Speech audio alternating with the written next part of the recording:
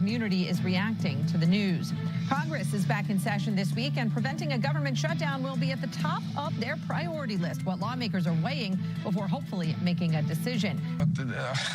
This is a country that's been governed by this regime now for 14 or 15 years. The election should have happened a long time ago. The elections did happen. They lost them, and they didn't count the votes, or they refused to count the votes, and everyone knows it. Secretary of State Marco Rubio says the U.S. is turning to the work ahead in addressing its issues with Venezuela under the leadership of Maduro. And yesterday, we saw thousands protest against the military action, but many today are left with hope and saying life is turning in a positive direction. Right now, let's bring in Ernesto Castañeda, the Director of Latin American and Latino Studies at American University. Ernesto, thank you so much for joining us. Hello, Katie. Thank you. Across the world, we saw these protests erupt in support and opposing the strike and the capture of Maduro. Let's explain, if you can, for us and for the viewers, the weight of this news that is now being felt by many Venezuelans living through Maduro's leadership on the ground.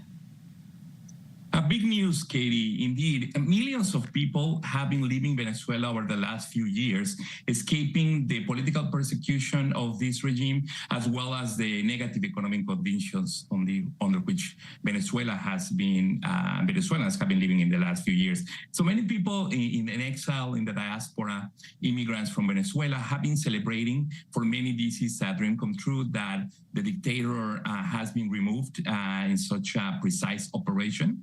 So that's the joy from some people in the diaspora. At the same time, there's already some disillusionment, and even some people feel a little bit of betrayal, because while Maduro, the figurehead of the regime, was removed, the rest of the apparatus that has been torturing people, journalists, and has suppressed freedom of the press, etc., many of those people still are in power, and it seems that the White House is willing to negotiate with them and to have them stay in power as long as they give access to U.S. companies for oil extraction. So some people that thought that maybe they could go back to Venezuela are thinking it twice if this continues like it is today.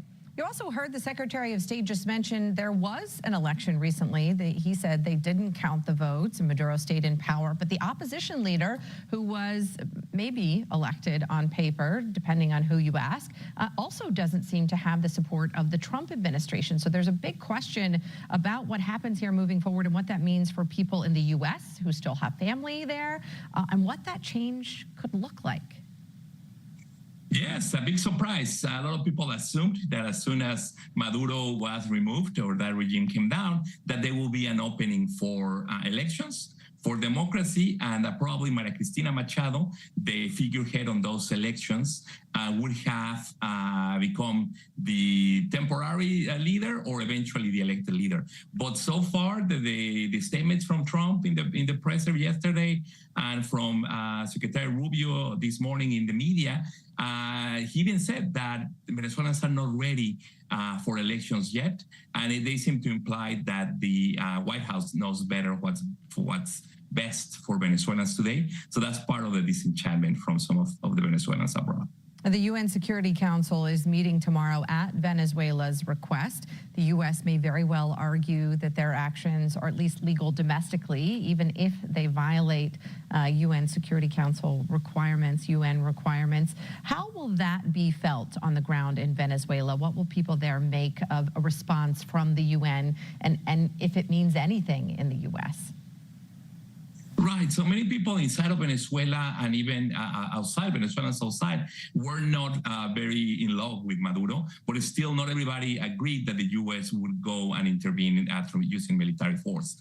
On one side, for example, the president of Spain said that he never recognized Maduro because of the fraud committed at the last elections where the opposition won, according to many international observers, but Maduro stayed in power. So he doesn't recognize the government of Maduro, but he also opposes the intervention of the U.S. So that's what you hear a lot by international bodies and other presidents in the region and in Europe.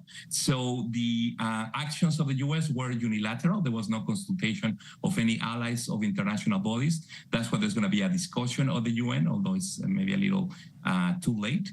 But also there was no consultation of it by the Trump administration of the leaders of Congress. So even then, there's going to be some, mainly Democrats, arguing in this coming week that the U.S. also didn't follow the U.S. law. Although it's also clear from the statements and what happened that we are not at war with Venezuela. There was no declaration of war. So far, it seems that it was a unique action that was taking place that was successful. Time will certainly clarify. I think you're right about what we'll hear from folks on the Hill this week. Ernesto Castañeda with American University, thank you for joining us. Thank you, Kevin.